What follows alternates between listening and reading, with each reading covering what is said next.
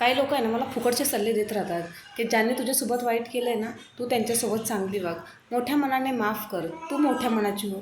काय गरज पडली, कशाला मोठं मन करायचे, काहीच गरज नाही आहे.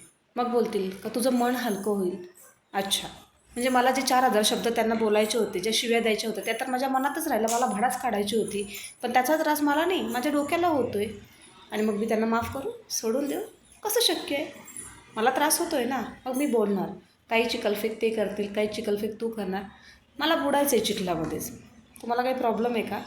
तुम्ही घरचे तुमचे मॅटर सांभाळा ना, आमच्या मॅटरमध्ये कशाला नाक खुपसता. आणि फुकटचे सल्ले तर मला देऊच नका, मी विकत पण घेत नसते. ठीक आहे.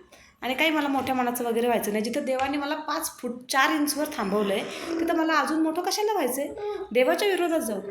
नाही, मी कोणाला माफ वगैरे काही करत नसते. आणि मला जिथे जे बोलायचं मी बोलणारच, तिथं भडास काढणारच आहे. आणि वेळ आली तर शिव्यासुद्धा घालणार आहे.